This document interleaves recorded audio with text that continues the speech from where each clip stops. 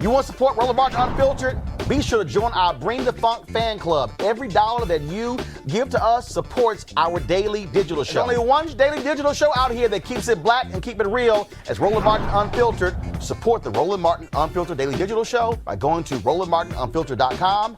You can make this possible. All right, folks, National Guard, they have been deployed to Washington, D.C. ahead of the pro-Trump protest for tomorrow to quell any violence that could erupt in the city. Trump supporters are protesting today and tomorrow, seeking to bolster Trump's baseless claims of widespread voter fraud. Washington's chief of police and mayor of D.C., Muriel Bowser, have issued warnings against carrying firearms to protest, saying doing so is illegal. They have also asked people not to counter the protesters to avoid any violence. Now, these pro-Trump protests come as the newly sworn-in Congress will meet on Wednesday to officially count and ratify electoral college ballots, which is the final step before President-elect Joe Biden is sworn into office on January 20th. Yet you have all of these Republicans, led by what the Lincoln Project calls the Jim Crow Caucus, the folks in the United States Senate, Josh Hawley and others, who say that they're going to protest that. And in fact, Kelly Loeffler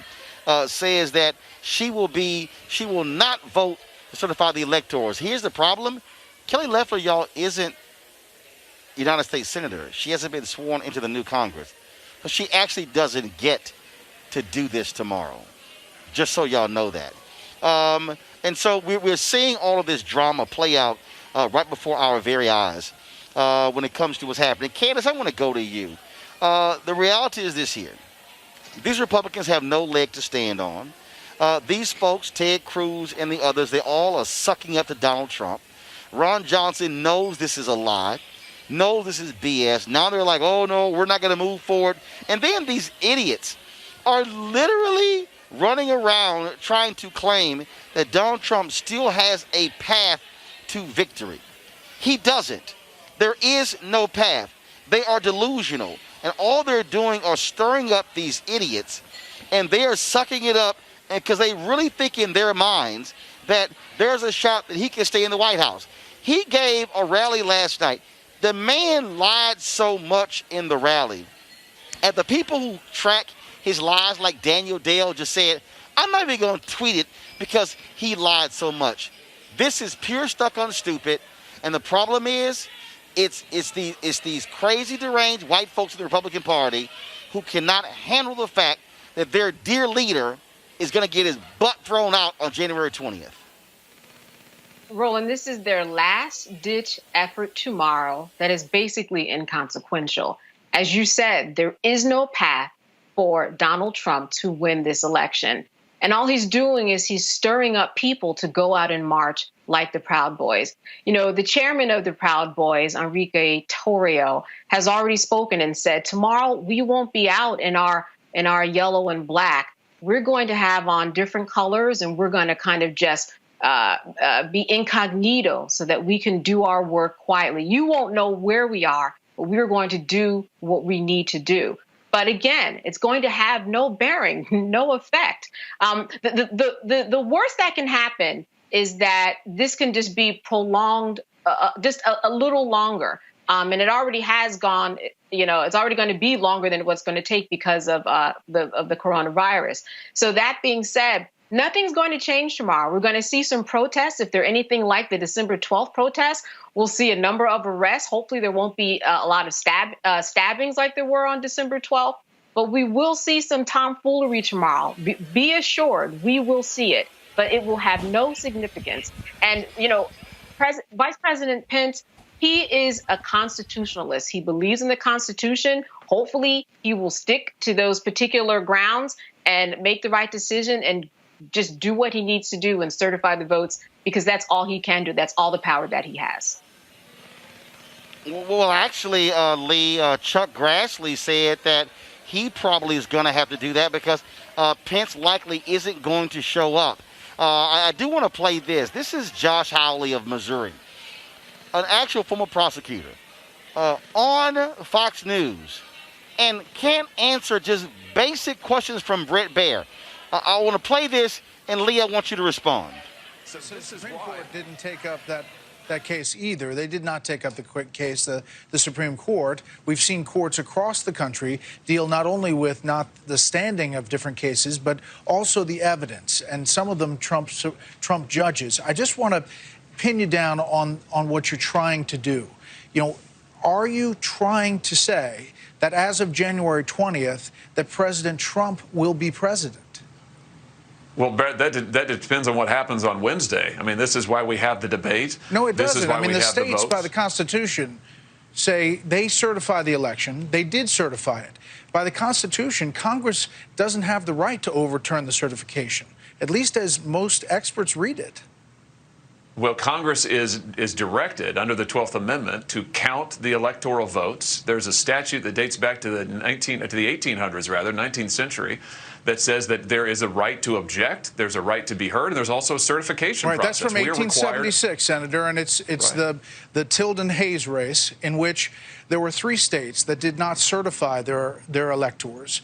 So Congress was left to come up with this system, this commission, that eventually got to a negotiated grand bargain.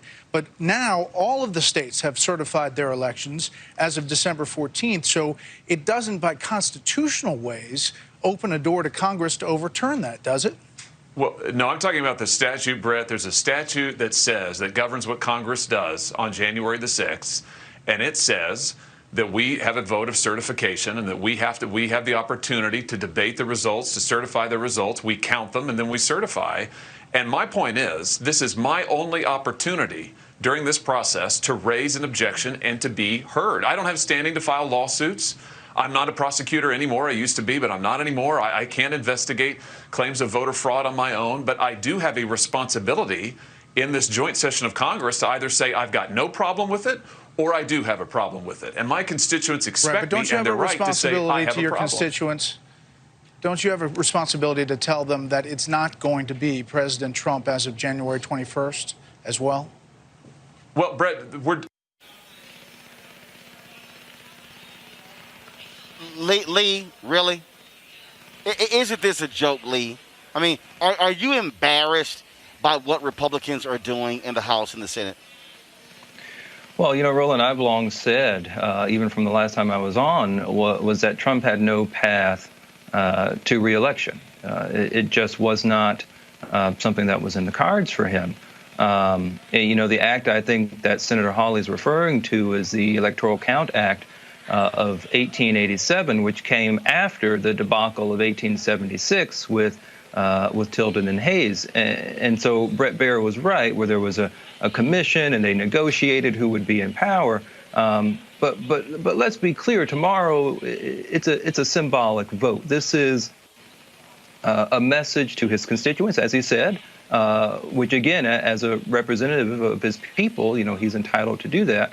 And he's also correct that the Electoral Act of 1887 does dictate the processes, the modes, kind of how the certification works. But at the end of the day, this isn't going anywhere. And I do think that it should be put to bed. So you think Donald Trump sounded like an idiot yesterday talking about that we can veto the results of the certification and he can remain as president? He literally said that last night. You know, I'm an originalist, and I believe in looking at the Constitution as it was originally understood. But this is not, you know, look at what Ben Sasse would say. You know, this is not something that is more than just rhetoric.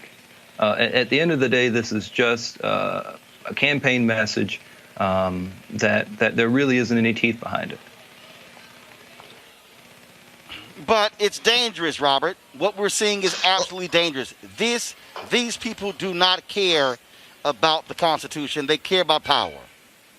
You're absolutely correct. I think we cannot continue to downplay what is happening right now. This is a full-blown assault on our constitutional democracy. This is an assault on Western civilization and the norms that we have created. And when you have enablers, people like many of these 12 senators who are going to object, Ku Klux Kelly Loeffler, David Perdue's also said he's going to object, the 140 House members, what they're putting America into is a constitutional crisis. And let's go back to that the Hayes-Tilden compromise 1876. Because what came out of the Hayes-Tilden Compromise of 1876, they negotiated away Reconstruction. That is what ended Reconstruction and removed federal troops from the South with the Posse Comitatus. And that is how we ended up with the Ku Klux Klan and 100 years of Jim Crow. So this idea that we're going to simply throw it to the Congress and see what they can negotiate out can be very deleterious to the future of the American people, and particularly to African Americans. So we have to stop indulging them. What Donald Trump is doing is raising an army. He has said that he can shoot somebody on Fifth Avenue and not lose a single vote. What we've actually found out is he can allow 350,000 people to die and actually gain 10 million votes. So it's a very dangerous place in American politics. And if Republicans had any class, if Republicans had any dignity, if Republicans believed in being statesmen at all, and believed that, remember when they used to carry the pocket Constitution with them during the Obama administration to pretend they cared about the Constitution? If they believed in that in even a shred, they would stand up to this. But they're willing to see the American Constitution destroyed by one man simply in order to have tax cuts and to maintain and to be able to continue funding their corporate lobbyists. And that's why we have to nip this in the bud, put these people out. And I think this is why it's very important that after this is all over, to prosecute the individuals involved. The people who are signing on to this should not be seated in the next Congress. They should be charged with sedition, and we should prosecute them to the furthest extent of the law, because if you don't nip this in the bud, that's how you end up at another 1876 situation. Surely the fear-mongering is... Black folk... go ahead. No, I'm just, I'm astounded by and kind of dumbfounded by the fear-mongering going on here, because, to say that this is a constitutional crisis is clearly outside of reality. I mean, they obviously don't have the votes to do this. They're not going to do this, so I'm not really sure what the crisis is. It sounds like it's one that's more manufactured than one based in fact. Well, the fact is that Candace, here's the people. No, wait, Robert, hold on a second. Candace, go ahead. I was saying the fact is that the Constitution is being questioned. The powers in the Constitution are being questioned. And so that's why there is this question of the democracy and whether or not we're chopping up what is expected of somebody in a democratic society. And this is not it.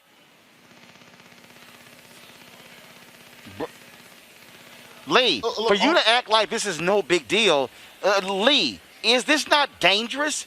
What they're doing, is this not dangerous? Every day in our society, the Supreme Court looks at whether or not a provision in the Constitution stands against a statute, against a city ordinance, against anything. So to say that the Constitution isn't always challenged or isn't, or that this somehow is different, that's just not true. Do I think that we need to move on from this? Do I think that, that this really is a paper tiger? Absolutely. I think we can go overboard and try and say we're going to go back to 1876 prior to Reconstruction. I think that's just no fact there at all.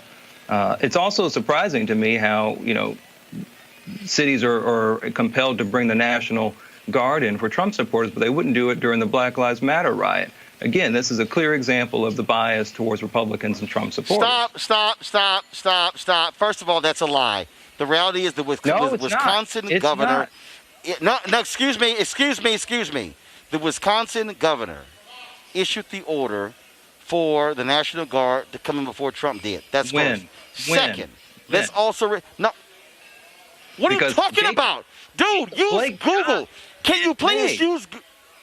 First of all, I've written a law review article about this where I have detailed this particular matter. So I can tell you that when he died in May 25th, when the National Guard comes in... First of all, Jacob Blake... No, stop. Jacob Blake did not die. Jacob Blake was the one who was shot. Here's the reality. The Proud Boys engaged in vicious attacks on people the last time they were there.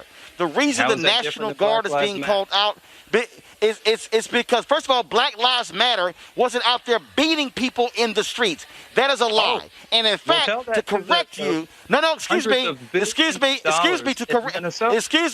no, nice try. Because the Minnesota cops said that it was actually one of the provocateurs on the right who was walking around smashing windows, who was engaged in activity. So stop with this nonsense. Black Lives Matter. Did $500 billion of damage? Lee, really? Is that that's what we're nice say and cute. Now? No, first of all, Lee, I'll be very specific about what he did. And the piece is this here. And this is what y'all want to do. Y'all don't want to call out the Proud Boys. Y'all don't want to call out their thuggishness. Y'all don't want to call out Black Lives Matter. What you want to do is, actually, because Black Lives Matter didn't do it. And that's the whole problem. And see, really? You want to play this game. You want to play this game. You want to play this game. And here's you don't know. And that's the problem. You don't know. And you don't have your facts together. I think you don't want to live in the realm of reality. Candace, go ahead. Candace, I do. Candace, go ahead. Black Lives Matter also didn't produce the Kyle Rittenhouses of the world. And we know where that is right now. Here was someone who on December 12th, 17-year-old, made his voice be heard and shot 3 people, killing 2 people. So he's got 5 felony counts against him. And remember, too, that December 12th, there were several people who were stabbed, 23 people who were arrested. So this isn't something that's unprecedented to say that that tomorrow is going to be a mess, a crazy mess of people who are going to go out and have their way and have their say, in spite of what the law has prescribed for them, because we've seen it happen already. I mean, think about Kyle Rittenhouse and what he did. What moved him to drive from another state to come to that rally and shoot 3 people and stand out in the middle of the street with nobody saying anything, even after he was able to walk around with his gun. So these are the types of things. Those aren't the facts, though. That's not what happened. He ended up in Wisconsin because a car dealership who had suffered $1.5 million worth of damage the night before, he came to defend that place. So when he's shooting people, stop, hold on. Wait, hold on, Lee. So you're saying that he came to defend them. He had no interest in the car dealership. He's not law enforcement. Okay, he's not tied to anybody. No, he's a thug who took his AR-15, came across the lines to defend the property. That ain't his job. That's the job of law enforcement. Well, apparently we have a mixed message with law enforcement. We either like them or we don't. But I think the point with Rittenhouse was, that's very clear. What? That's very clear. With There's no mixed message that we would give a 17-year-old the right to go defend somebody or defend a car dealership and shoot 3 people. I don't think that anybody would agree that a 17-year-old did not a 17-year-old so Lee, what did he do? Here. Look at this clip. In this particular clip, this guy who he shoots has a gun. It says it in the criminal complaint. If you look at the first guy that he shoots, Joseph Rosenbaum, he says, he antagonizes him. He goes up to him and says, shoot me, N-word, I want you to shoot me. Where are these facts? They just somehow disappear when it's liberal propaganda? So you're saying that the 17-year-old had the right to do this?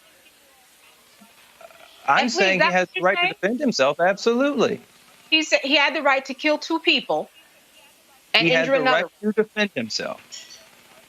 Now, the context of that is different. Again, I think if you look at what the situation was, he's being chased by a mob after he shoots one person. No, that's what happened. No, the situation is, the situation is Kyle Rittenhouse brought his white supremacist ass across state lines into Kenosha, joining with other white folks to play like they're cops, and then he chose to engage in this confrontation, ended up shooting people. Now, he has pleaded not guilty to all charges in connection with the shooting that killed 2 protesters and injured another during a protest in Kenosha.